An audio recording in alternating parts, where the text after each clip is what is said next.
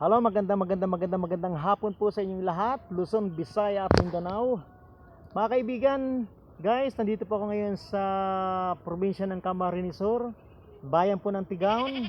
At ito po nga aking kinalalagyan po ay barangay ng Mabga, sako po ng bayan ho ng Tigaon. Kung nyo po makikita ang aking kinalalagyan, ito po ay bulubundukin na ho ito. Ito ay malayo na ho ito sa Kabiasnan, malayo po sa syudad, malayo po sa bayan ng Tigaon, syudad ng Naga City. Ngayon po nandito ako ngayon kasi gusto ko lang po magkwento sa inyo. Ito ay isang kwento lamang po ho. Last Friday ho ay galing ako dito at nagbisita ako sa aking mga pinsang kaibigan. At sa lugar po ito ay nakita ko po isang tao na nabisita ko po. Siya si Mr. JD. JD po ang tawag po natin sa kanya. So mga kaibigan, nung makita ko po ang kanyang kalagayan, lubhaw akong nahabag sa kanya. Wala na po siyang asawa at malayo na po siya sa kanyang mga anak. So nag-iisa na lamang po siya nakatira dito sa bulubunduking ito. Ang kanyang bahay po ay ando doon sa lugar na yon, sa gitna ng sagingan. So mga kaibigan, nung dinalaw ko siya rito, ay nakita ko kanyang mga pangangailangan sa buhay. Unang-una, wala ko siyang asawa. At siyempre malungkot. Wala ko siyang mga appliances. Ang kanyang tahanan ay napakaliit lamang. Halos kasing laki lamang ho ng malaki-laki ng kondin sa kulambo. So ang kanyang kusina, half meter lamang po. Tig half meter ang distansya. At sabi natin yung parang lutuan, wala hong dingding, wala hong lahat. Kita po ang langit, maging ang kanyang tinitirhan. Ngayon po, ano po ang content ko po ngayon sa hapong ito? Hindi naman ako vlogger ho. Ako po yung magkikwento lamang sa inyo. Ang taong itong tinutukoy ko si Mr. JB. He is my friend. At ngayon ko natagpuan, dati siya merong kaya-kaya sa buhay. May pera, lahat meron siya. Subalit, dumating ang panahon na siya ay nawala ng asawa. Malayo na, sabihin natin parang hindi natin alam. Basta nawala ang kanyang asawa, malayo na ang kanyang asawa, at malayo ang kanyang mga anak. Sa po ngayon, isa na po matatawag na kapuspalad ng mga kababayan po natin dito sa Camarines Sur. Ngayon po, pagbisita ko dito ng last Friday, nakita ko kanyang pangangailangan, hindi ko natiis na hindi abutan kahit kaunti man lamang. So, sa akin pagbabalik, naipangako ko sa kanya dahil nakita ko siya ay iika-ika, hindi makalakad, sapagkat po siya ay may sakit ng diabetes. Alam po natin ang diabetes, ito po ay nakamamatay pag ito po ay napabayaan. Hindi pa-check up po siguro, hindi na pa-check upan o magpa-dialysis o whatever.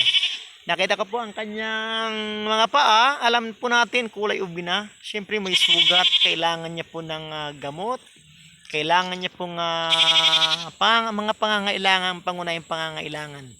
So, nung makita ko po yung bumalik uli ako ngayong Friday, another Friday. Pero bago po ang lahat, nag-isip ako kung paano ako makakatulong sa taong ito, kay Mr. JB o JD. So, ang ginawa ko po, ginunta ko po aking mga anak, kaibigan, pinsan, kaibigan.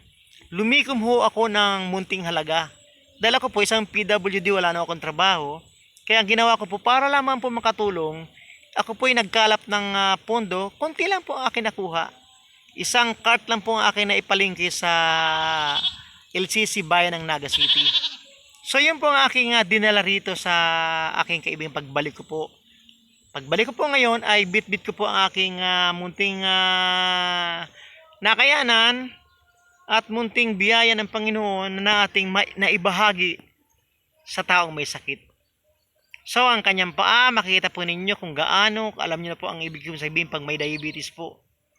So, nagdala po ako ng gamot, pagkain, at iba pa po. So, yung isang card po sa LCC na palinggi ko po, ang totoo po niyan, hindi man po talaga sa akin ang pera kasi wala naman akong hanap buhay. Ako po ay nasa bahay lang dahil isa na po akong PWD na naghahangad makatulong sa ating mga kababayan. Pangatlo na po itong tulong ko, hindi po alam ng nakararami. Pangatlong tao na pong may mga sakit ang akin nagagaw ng tulong sa kanila. So pagbalik ko po ngayon, Friday, After that ay bago pumunta dito ay nabalikan ko sa LCC at ngayon po ay din ako ngayon sa kanya ang munting ayuda. Prime, sabi nga prime commodities, andan yung bigas, ulam, dilata, tapos iba't iba pa. Nag-solicit din ako sa kanyang sa isang kaibigan ko, in kind ibinigay niya isang supot na grocery din po plus yung pig grocery ko. Yun po ay ambag ng mga kaibigan ko, pinsan, para po maabot ang kanyang pangangailangan. Ika nga po ayuda. Pag sabi pong ayuda, ay additional na pangangailangan. So, yun po ang ginawa ko ngayon. Kaya ako nandito ngayon sa bayan ng Tigaw na napakalayo sa Kabiasnan. Kung yung makikita aking paligid ay puro yung kabundukan o kaya mga kakahuyan o puno ng mangga, puno ng saging, puno ng niyog. So ngayon, naibigay na po natin yung ayuda po natin na kinalap sa isang dito po sa ating kaibigan si Mr. JD or B. So, naibigay ko na po sa kanya yon. Kaya masaya na po ako. At si pangako ko po sa kanya, gusto ko po siya makalakad-lakad na maarawan po ang kanyang likod, ma-stress po ang kanyang paa dahil nahirapan maglakad dahil may sugat, namamaga ang kanyang paa. Ang ginawa ko po ay yung dati kong saklay na 7 months po baga ako na bed rest cause of accident, ay i-donate ko na po yung aking saklay para naman po ay mapakinabangan ni Mr. JV. Nang sa ganun po, ay magamit niya po, pwede siya maglakad-lakad. Ang problema po mga kaibigan, nakita ko dito, hindi po sa pasintabi po na wala po siyang tubig dito. Wala siyang tubig na pampaligo, panglaba, panghugas. Ang isang container po yung kulay blue, nagpapaigib po siya, 100 ang kanyang paigib. Bakit ho? Ganun kamahal kasi malayo pinanggagaling ang tubig. Wala po tubig dito sa bundok na to. So, nagpapaigib siya, 100 po ang bayad niya. So, ang problema, yung pampaligo. Isang araw ka, 2 araw makapaligo. Naku po, init na po tayo niyan. So, mga kaibigan, ang nakita ko po dito ay tubig ang kailangan niya. Paano po mag-CR? Paano po maligo? Maglaba? Yun ang problema ni Mr. JV. So, ang taong ito may sakit, hindi makakakilos, hindi na ho siya malayang gumalaw sapagkat siya po ay may sakit. So, sabi nga nung isang kaibigan ko nakatira diyan sa una-unahan, sabi sa akin, siya po ay nag-aantay na lamang na kuhain ng Panginoon. Personally, nakausap ko din po siya. Sabi niya, iniintay niya lamang siyang kunin ng Panginoon. So, mga kaibigan ko, mayroon po tayong magagawa para sa Kanya. Gawin na po natin ngayon. So, yung dala kong ayuda, sufficient po ito na maaring good for 1 month na konsumo niya po yun. O higit pa, o kulangin, depende sa kanyang gamit. So, ang nakita ko po kulang sa tubig. So, ang naisip ko pong tulong sa kanya, kung matutulungan po natin siya, kahit guhi o kawayan ang kanyang pundasyon ng kanyang haligi, at ang kanyang dingding ay plywood, at saka 6 na piraso o 8 pirasong di-size na yero, nang sa ganon, pag yun napalitan bubong, kasi ni pa alam po yun, pawid, kapag yun napalitan huy ng bubong ng yero, nako po, yung biyaya ng Diyos na ulan, sa plano ko po doon tayo sasalok. Lalagyan po natin yung alulod, bibili po ako ng malaking timba o balde o kaya yung container o kaya yung drum. Doon po natin papasyutin yung tubig ulan sa malaking lalagyan upang sa ganun, ang taong ito ay malaya makapaligo, malaya makapaglaba sapagkat nag-iisa na lamang po siya dito sa bundok na ito. So mga kababayan, kung meron po kayong habag o konting halaga dyan, pwede po natin tulungan ang taong ito. At ang lahat ng ginawa ko naman paraan na upang sa ganun ay matulungan po natin siya, mga kaibigan. So ngayon, plano ko maglinis.